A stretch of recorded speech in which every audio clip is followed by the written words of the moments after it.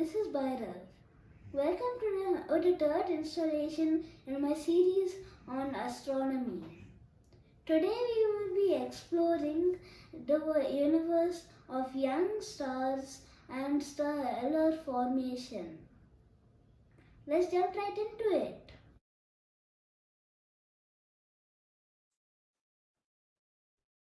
How do stars form?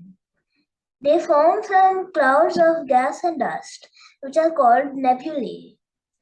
Here you can see some pictures of nebulae, and you can also see young stars which have formed inside them. The image on the left is from the Eagle Nebula, and the image on the right is, I think, about of the Carina Nebula. These are Hubble images, and there's also one more image I'd like to share, which is an image by James Webb Space Telescope, which was released, and this image was released some time ago. This is also of the Carina Nebula, and you can see lots of stars as well. Most of these are actually the newly formed stars which just formed here in the Carina Nebula.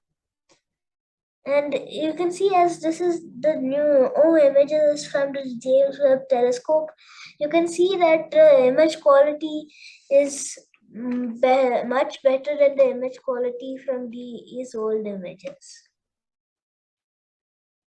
So, when stars form, stars form in nebulae when there is a lot of gas and dust in one place and not as much in the other places.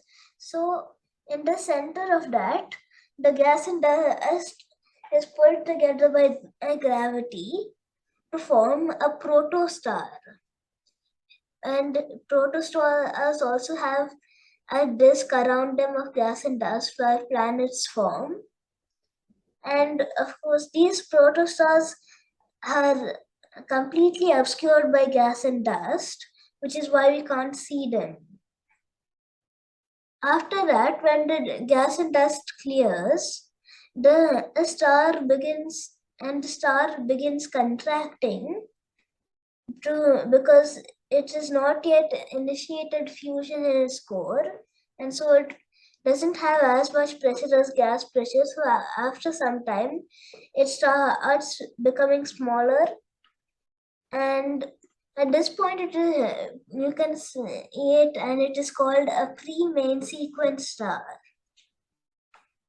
And though it is this image of a pre-main sequence star called HPC1 is not really clear, but HPC1 I think is this one in the center, which has some gas and dust around it, and not any of these other stars in the background. So how do pre-main sequence stars vary until they become a main sequence star? Well, this is a diagram showing that. Once they form as pre-main sequence stars, this is their location on the HR diagram, also called the birth line. You might notice that unfortunately the axes are not labeled, and there are these numbers here. These are how our mass of the star is.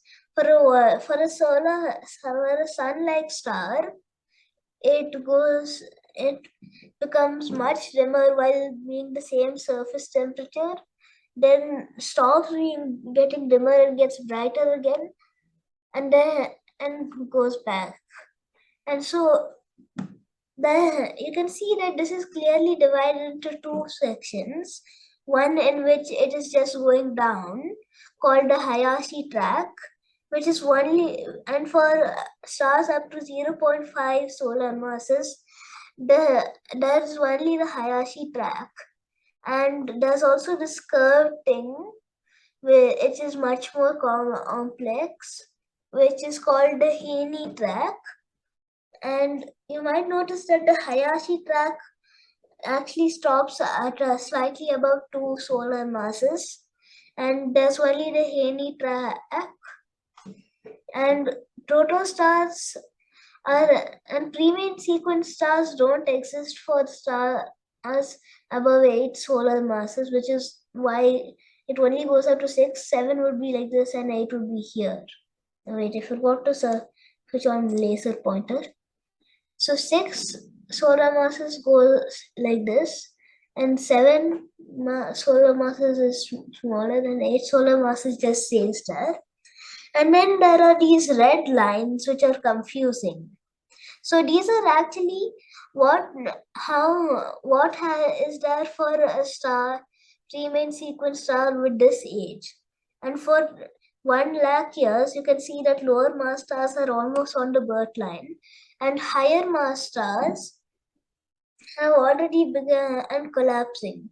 This is because higher mass stars collapse faster, and after 10 million years, you can see that it's on the main sequence.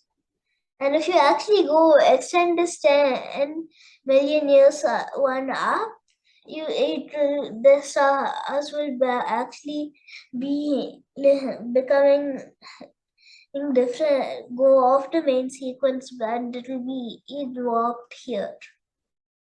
But for this, it just is pretty much on the main sequence.